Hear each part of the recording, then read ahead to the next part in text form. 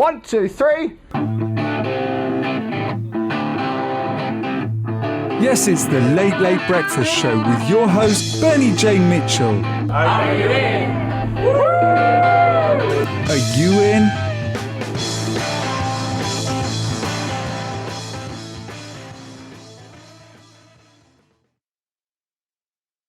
Hello, ladies and gentlemen, and welcome to episode 80-something of the Late Late Breakfast Show. But I'm so excited with today's guest that I forgot to check the number. So, Trevor, what are you known for, and what would you like to be known for? So, I think I'm known for being Niagara's biggest freelance and indie workforce advocate. And what I would like to be known for, I guess, is I am the founder of English speaking Canada's first cooperative co-working space. So the co-working space is owned and operated by its members. I'm really excited about that. Do you mean there's a French cooperative? There is in Quebec City, and the reason that distinction is important is because our laws around cooperatives are completely different.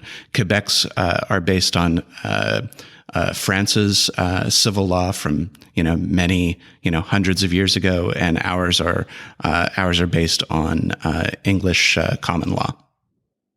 Wow, I was gonna take the piss out of you a bit, because we say at Work Hubs, we say it's Euston Street's #1 co-working space, and of course it's the only co-working space on Euston Street, which is kind of about a meter long. So, but people are still taken in by it. They go, "Is this the best co-working space in Euston?" But you have a far more impressive historical accuracy meaning. Well, I have one of those. Actually, we have Niagara Podcasters, so the Niagara Podcasters Network. So we are the #1 podcast network in Niagara, and our shows are the most listened to freelance and video game podcasts in the Niagara region. So so we've kind of got that going for us, which is nice. So talking of before, I was tempted to talk about your podcast. Is it a sandwich? Which is it a very important question? But we'll link to that in the show notes, and we'll dive straight into freelancing, co-working, and Trello. And where I first discovered you was on Alex Hillman's podcast about how you built the cooperative and started in the little cafe and stuff like that. So if you could zoom through that, and then I'll definitely put a link to the full episode, because it's a beautiful combination of co-working, cooperatives, and open source, and building a community before you need it, and all that sort of stuff. So roll into that, and then we can talk about freelancing labs. Absolutely. So I think that the Coles Notes version is basically this: we knew that we wanted a co-working space, but we didn't know how to structure one in a way that allowed the members to feel like they owned it, and not just feel like they owned it, but actually owned it, had a stake in the overall success of the space, because we thought that it was important to ensure our long-term survival, that it wasn't just riding on one person. We were worried in particular about a couple of things. One is that, as freelancers, sometimes we move from place to place, or new opportunities come up, and it takes us from our, current surroundings, and we didn't want that. The potential for that to sort of derail the forming of the space. And I think the other thing is that it shouldn't rest. It shouldn't have to rest on one person's shoulders. And if it's a community, then everybody is participating and helping make it succeed. And so we were looking for a structure that helped with that. And the problem is, very few people, at least in North America, know about the cooperative business structure, and how it's got this, this member ownership sort of baked into its very DNA. And one of our members was helping to put together a food co-op, so a grocery store, cooperative in our area and suggested we check out the model. We did. We fell in love with it because it provided, sort of all of this governance structure and ownership structure, out of the box. And we didn't have to create any sort of complicated ownership agreements as a result. And within a couple of weeks, actually, of discovering that, co-ops applied to more than just food, we had our incorporation and became English Canada's first cooperative co-working space. What year was that? That was 2014. Yeah, April of 2014. So in co-working years, that's about 2 millenniums ago, isn't it? Yes. So how long did it take to get that process together? And the other bit I want to tease out of you, which is a little bit negative, is how many people you had to go to. Because what always stuck out for me in that podcast was the Chamber of Commerce bit. And I feel here in London, people start something and they go around to all these business support services that couldn't support a spider plant in an attic. I don't know where that came from. There's one in front of me. But they don't actually seem to give that. I don't know, they're so far behind they think they're first. And that's pretty unfair of me to say, but where are you with that? Oh, so in terms of the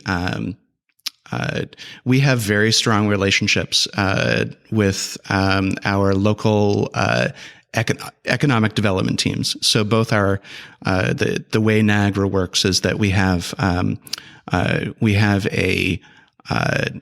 each city has a municipal government, but then we also have a region, which is like a county, and that county also has a government. In Niagara, it's particularly far spread out. There's 13 municipalities in total, one regional government and 12 municipalities. So, but we have very strong economic development relationships with both the city of St. Catharines and the Niagara region, and we started building those because we need issues that affect the independent workforce dealt with at both of those levels. So we wanted to talk about what we're doing, the impact that we're having financially, because they always want to understand whether or not you're worth their time and attention. And then we also talked about some of the things that are important to us, and we also have a good relationship with our Chamber of Commerce, but it's different. And so the economic development relationship is really the independent freelancer economy in Niagara.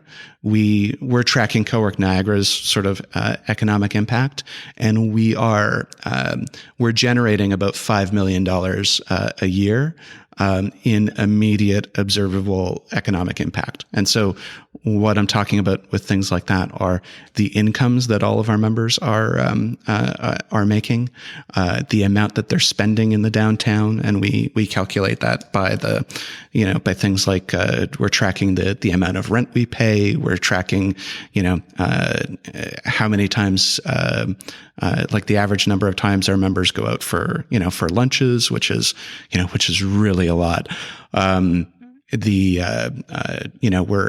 We're tracking where that, basically where that money is being spent, so that we can show, look, Cowork Niagara is bringing this much money, into the downtown. And when you can do that with a municipal government, you allow them to see, because of everybody has like this emphasis on the bottom line, right? The dollars.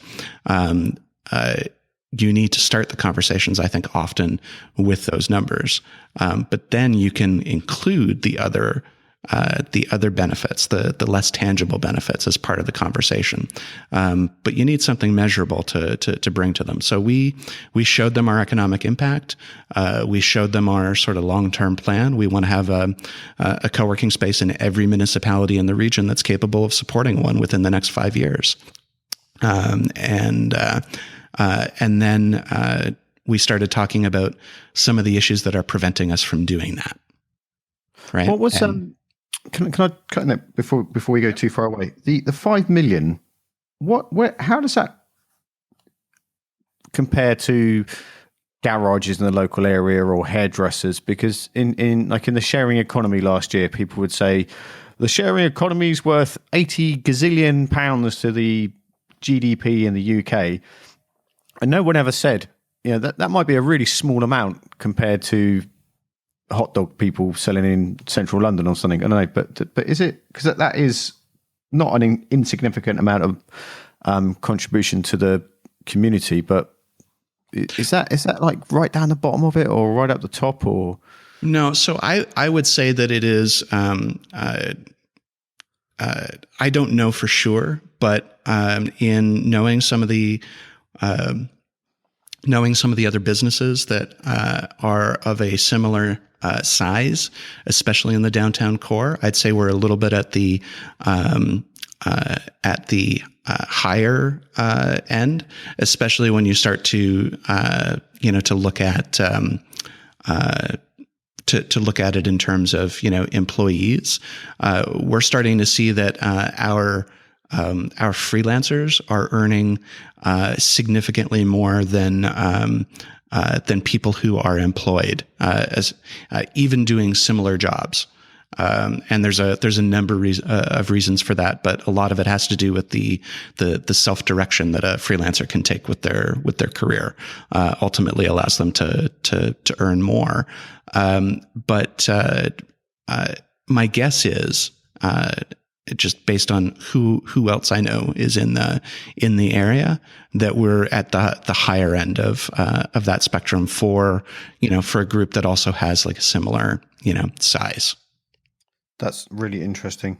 What's before we move on to the freelancing bit? What was are you going to grow like a?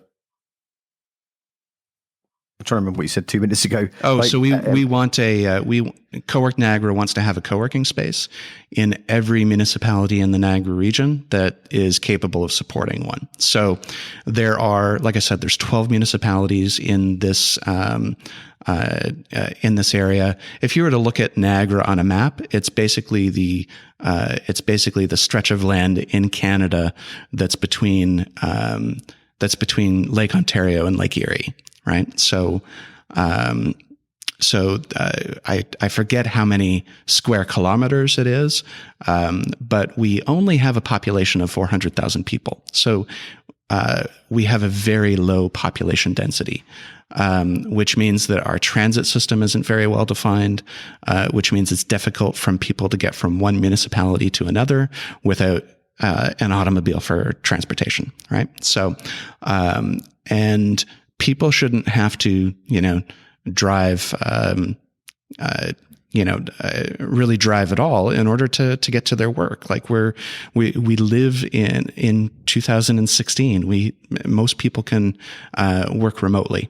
And so we want to make sure that we have spaces that are close to people where they live, so that it's convenient for them to get to.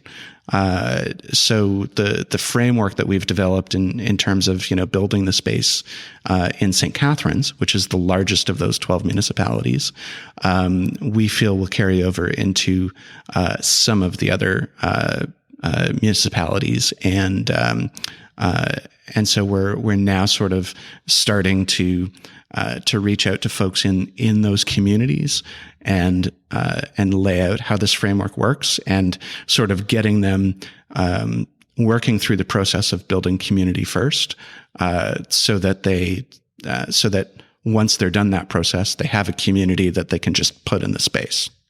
So how do you find those people? Because it sounds, if you go to another town, and are people, so two questions. Do people get stuck on the co-working bit first, or if they get stuck at all?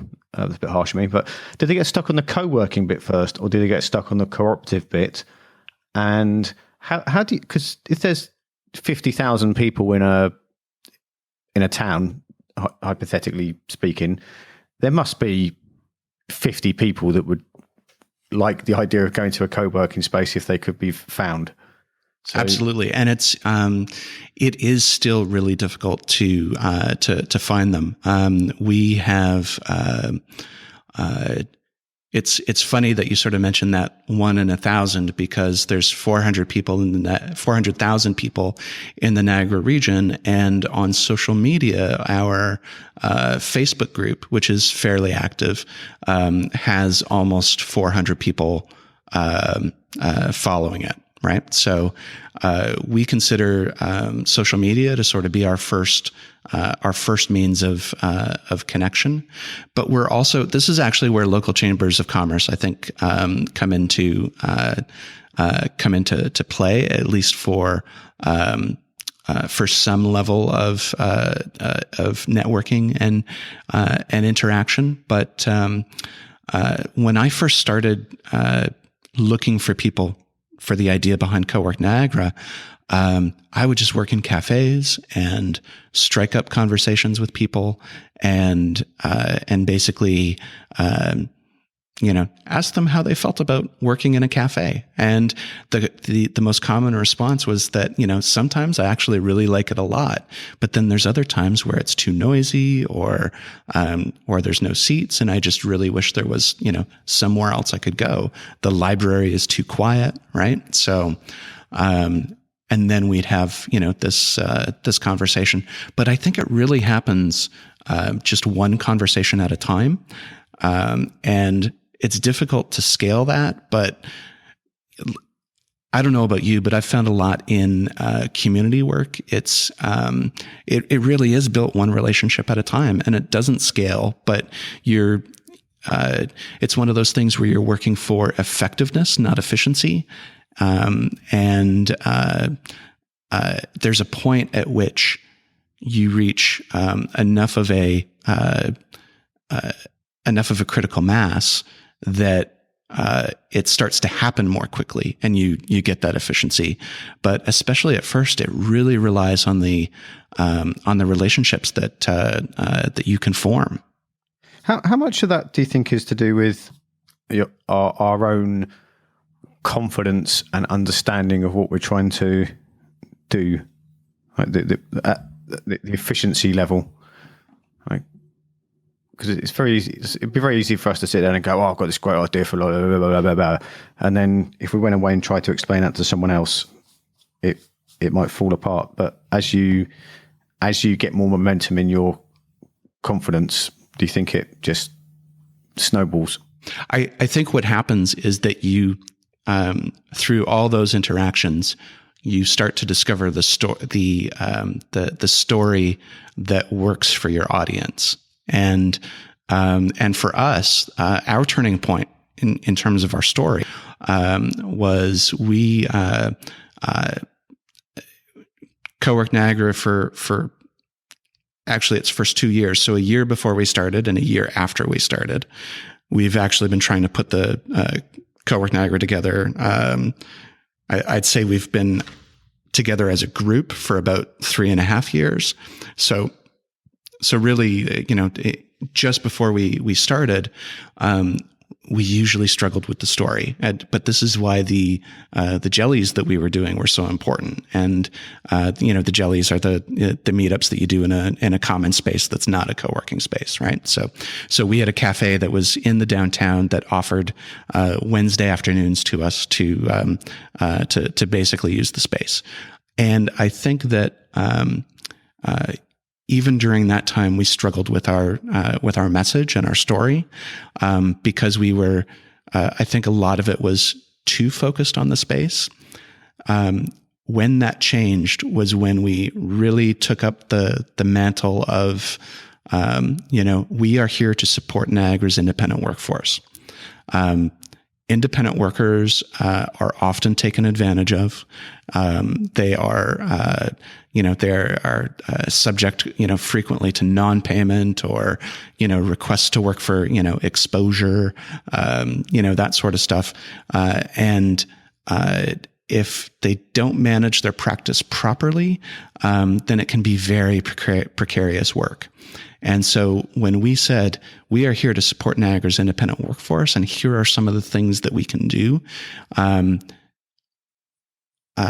one of them is operate this, this shared workspace so that you have a professional environment in which to work and conduct your business, that is not your, that's not your home, that surrounds you with other people who understand what you're doing, and get your business and get the situations that you're in and can help you work through things when you're stuck. And when we changed our message to that, there was an immediate and surge of activity and interest, and people started coming in and checking out the space. We had more participation in the events that we were running, and it sort of unified us with a common purpose. And now it's pretty much at the point where we are, we're a group that supports the independent workforce. And we happen to run a co-working space. I love that.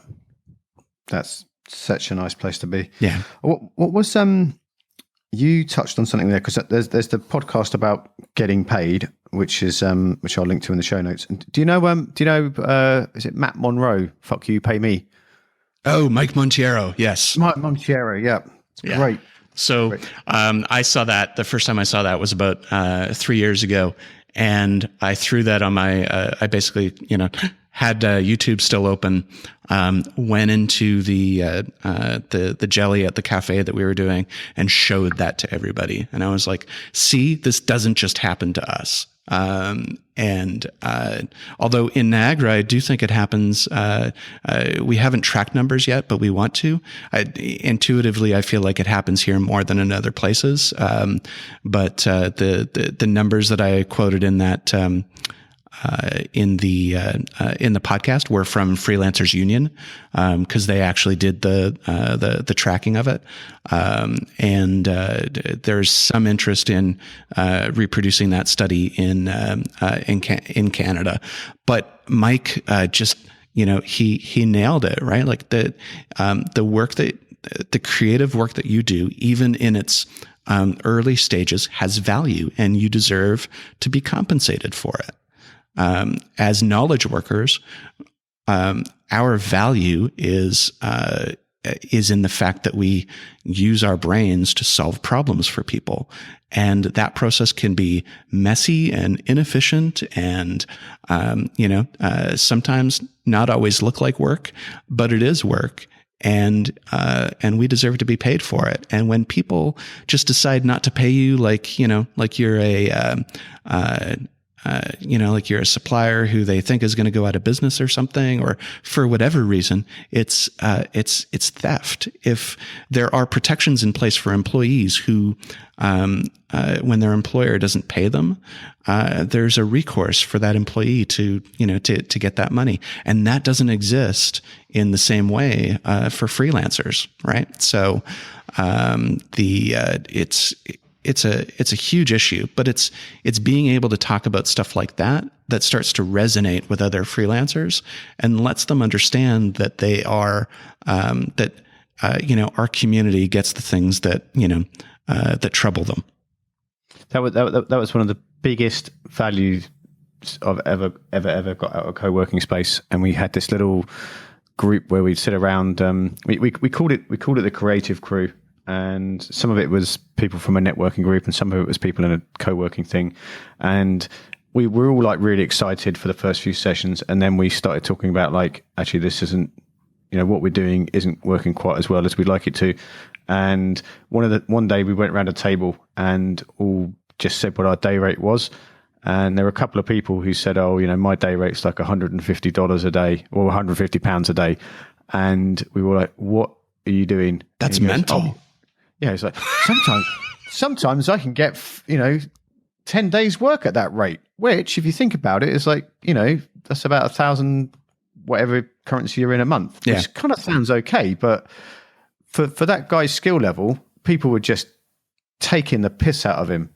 They they didn't have the decency to say, well, even say, well, I could give you 200 if you do a good job. They just were ripping them out, and that put everyone on a really even keel in there, because there was some people that ran like an agency with 2 or 3 people in it, and they said this is what you should be doing. So the mentoring peer-to-peer bit kicked in really well there.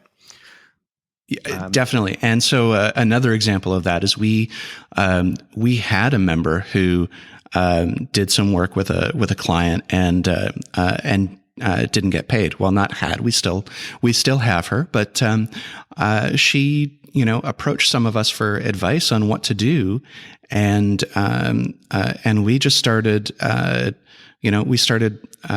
giving her, suggestions on what to do. She had more work with them lined up. We said, do not start, any new work until, this work is taken care of.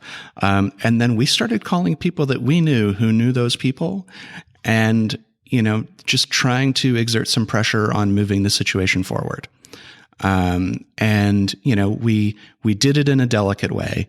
So you didn't leave a horse's head in there? No, there were no horses' heads. There were, but what we did do was made it clear that that as a group we knew that company didn't pay, and that company was at the same time also getting some very good press about other things, and we just said this story could change, dramatically. If people were to find out about this. The next day she got a check. Wow. So, it's not to say like we're some sort of, crime syndicate, but what we are saying is that if you don't pay us, word gets out, and that will affect your reputation. Power to the people. Absolutely. Can you, because I'm looking at the ticker here, and I know you've got to go and have lunch with Barack Obama. What can you tell me about, or tell us about? I'm really interested in the freelancing lab and how you just how you put that in a Trello board, and how you become more focused on that, and it's gone further in 6 months, and it's gone in, or 6 weeks, and it's gone in 6 months. Sure. Sure. So to my knowledge, this is still fairly unique in the co-working world. One of the things that we realized when we started working with a lot of our freelancers was that they are very good at delivering the service portion of their business. So graphic designers, programmers, they're really good at, slinging pixels, slinging code, and they don't need any help in that part of their practice. Where they do need help, and because they've never been trained to do this before, is in selling, is in, managing their practice, right? The bits that sort of surround the delivery of work. And so we created, basically we did an experiment, just over a year ago now. We took six freelancers, and we basically set them up with 4 mentors, and we did like this, what we thought was going to be a 4-week program where we, just boot camped the heck out of their practice. And what we discovered was that this had a dramatic change on how they approached their practice in a very short period of time, and shorter than if they had sort of just, hung out in the space and done the same thing. They were able to start to, to figure out that, oh, geez, if I want to earn this much every year, I need to charge this much. Right. And it's a lot more than just, taking what my hourly rate used to be and, adding overhead to it. And then they said, and if I want to earn this much, that means I have to sell this much to this many people. And how many people do I need to reach out to in order to hit those numbers? So they started to put a deliberate, methodical, evidence-based component to the development of their practice. And that had huge results for the original 6. So out of the 6, all of them improved. The minimum was 10%, but the maximum was 250%. And Was that an awkward process for them to go through? Like, I've been in similar bits, and some of it I'm just to give a bit of leeway here. Is I've been smacking my head against the desk because I can't believe how stupid I've been, and that still happens today. But to those realizations of something they've been doing professionally, that they've been missing all these things. I was going to say tricks, but that's a bit unfair. But how was that for them? For many of them, it was difficult, and I think especially for some of the ones who, there were some folks who didn't apply, a lot of what we taught, and I think it's because it's difficult to, I think, to admit to oneself that those things aren't working or are anti-patterns. A lot of how I approached it from my side when I was conducting, either the classes or mentoring, it was really, I was talking from a place of personal experience, and I think that that helped. I mean, I've been freelancing since 2000, so 16 years now, and I've pretty much made just about every mistake there is, at least 3 or 4 times. So being able to say, you shouldn't do this, and I know this because I did it, and you shouldn't do it. And here's a better way of doing it because, I earned this much more when I did it this way. I think being able to share that personal experience is what helps. It's the sugar that makes the medicine go down, right? So. Is there anything you learned through taking those people through that process where you were like, oh my God, I can't believe I'm doing this, that helped you take your game to the next level? That's a really good question.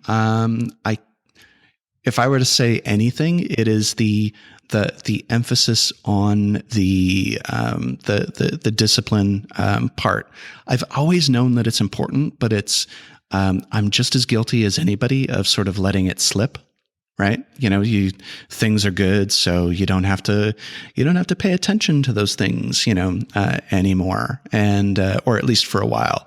A good example is establishing a regular process of reaching out to potential new customers and touching base with existing ones to see if they need new work, and doing that regularly so that you don't run into the feast or famine cycle. I usually would let that slip until I needed to. But now I have so much data to go back and look at the numbers. I can see when I followed my own advice, and I can see when I didn't. And the numbers speak for themselves. I earn more, and it's more stable when I do it regularly. So when you say look at the data, because I hear people say that a lot. Do you track everything in one place, or do you just make a mental note? Or no? So for that, it's really just I'm looking at my accounting books for the for past years, and I'm just looking at when the sales came in, right? And you can there are some years where the income is really steady, and it basically, it slowly sort of trends up over the year. And those are the years when I applied, when I did something every day or 2 or 3 times a week, that sort of thing. When there was consistent effort in, I saw a consistent result. And then, and a perfect example of that is my 2013 year. In 2014, I basically, I put things, I sort of did it when I needed to do it. And there's a stretch between March and June where no money came in.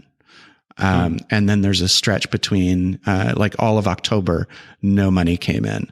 And now my income for that year is only slightly less than it was for 2013. But you can see those chunks and how it affects. And the benefit of, having that discipline is that you can continue to build off of where you're at. Whereas if you stop and, let the feast or famine cycle sort of take over, then it forces you to basically try and rebuild from a lesser position than when you were at before. Right. So it's always like a 2 steps forward, 1 step back sort of thing. And you put all this together in freelancing. Is it Freelancing Lab or Freelancers Lab? So we the full name is the Cowork Niagara Super Co-working Secret Freelancer Lab. We just call it the Freelancer Lab. So, but what we wanted to instill was this this idea of, we're going to take you and train you, and almost kind of like the same idea as like secret agent training, right? And by the time you're done, you'll be able to to operate your own practice more efficiently and effectively. And is that for co-working Niagara members, or is it anyone? Could I fly over and take part? You could fly over and take part. And that would be awesome, by the way. But we're not limiting it to Cowork Niagara members right now, but we are going to be offering a big discount to Cowork Niagara members. The pricing will actually be released shortly, but it's going to be in the neighborhood. It'll be less than $1,000 Canadian, and Cowork Niagara members will receive a significant discount under that. But what we've seen, so we did that one cohort, right? The first cohort. Then we did another one, and we saw the same results. So we know that people who apply the course can double their income as a result of doing this. Groovy. I've got a huge pile of notes in front of me, so I think we're going to have to come back and see how you're doing on that. I really, really like the idea of that. And something else I wanted to say is I really like the way you call it a freelancing practice, because it gives it a nice kind of wholesome feel rather than someone on a horse with their freelance hoping to spear something. Well, and it for us it much more reflects the professional nature of the work, and it's different. A freelance practice is different than somebody starting up a small business. Right. And a lot of folks, like if you go into, the business support, organizations, and you tell them that that you're a freelancer, they don't quite know how to deal with you because they don't see that as a business. And I think the difficulty is that freelancing straddles both the employment and the entrepreneurial spheres. It is an entrepreneurial endeavor, but it looks a lot like an employment situation. I think the difference is that it's a self-directed employment, employment situation where you sort of decide who you're working with, and you have multiple sources of income, and with an entrepreneur who's trying to start a business,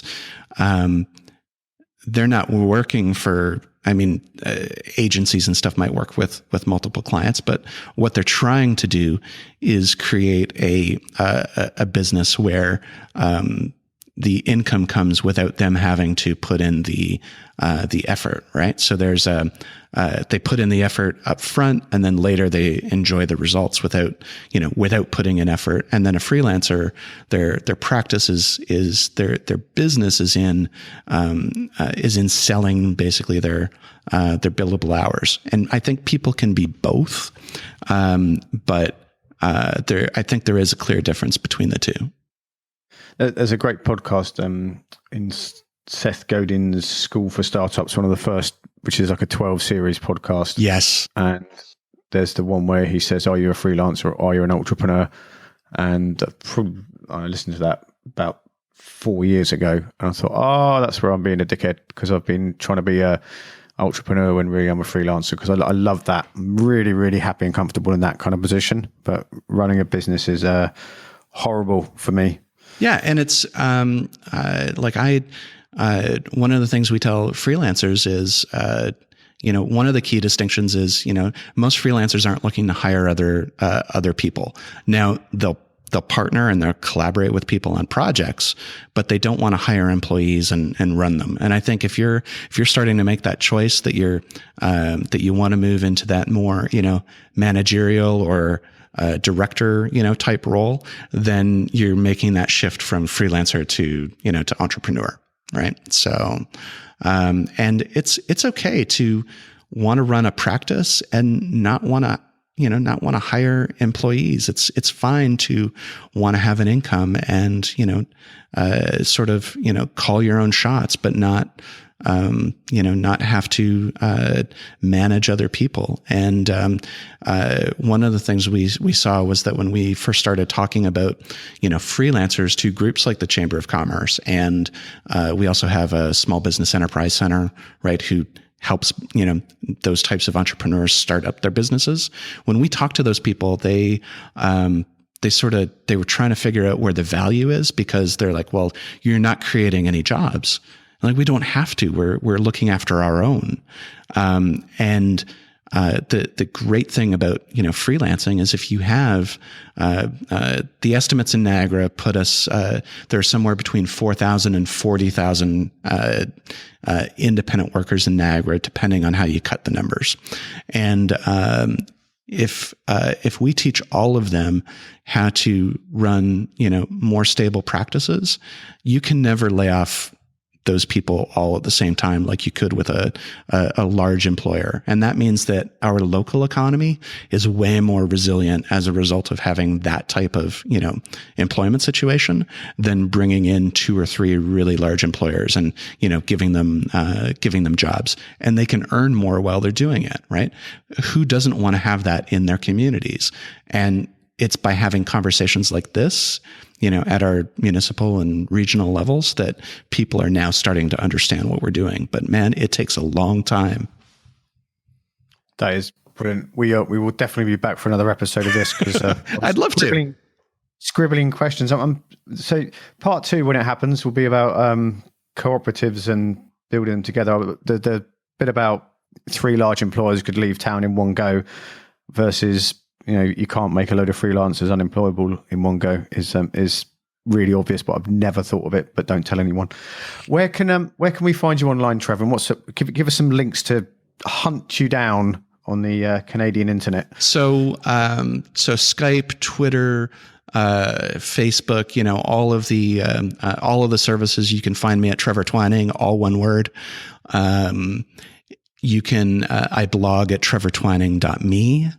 And you can find Cowork Niagara's website at coworkniagara.com. And the podcast bit. And that's what I was setting you up for. Yeah, the Niagara. We have a bunch of podcasts that you might be interested in at niagarapodcasts.org. And you have a studio at Niagara co-working space? Yes. Yeah. Actually, I'm talking to you right now from the pop-up podcast studio. So it's basically just a little bit of podcasting gear. We've dedicated some space in the co-working space downstairs in our meeting area in which to do the podcasts. And one of the things that we're doing is offering production support to people who want to start podcasts. We saw that I think a lot of this has to do with our independent workforce work, but we saw that there weren't a lot of opportunities to tell independent stories in the area, and so the podcast network was basically set up to help with that. And podcasting is a great way to tell stories. So I don't need to tell you, but it's we've got a couple of podcasts in particular that are doing really well. One of them you guys might be interested in. It's called The Elephant and the Irishman. It is a mobile video games podcast. It's hosted by two of our members, and they just talk about mobile games. And so they talk about what they're playing right now, what they're interested in, what's coming up, and they have an all-time Hall of Fame sort of thing where they say this is a great game that's not that's not getting any press right now, but you should go check it out anyway. I'll put links to all of those in the show notes. So, and thank you, because this is my first podcast ever on Zencaster. How do you like it? It's been a delicious experience, and now I'm going to press stop and hope we get all of this. But thank you very much, ladies and gentlemen. Thank you very much for your time, Trevor, and we'll see you in the cloud. Anytime, Bernie. See you soon. Bye. Please go to berniejmitchell.com/podcast. Bernie would love your feedback and input.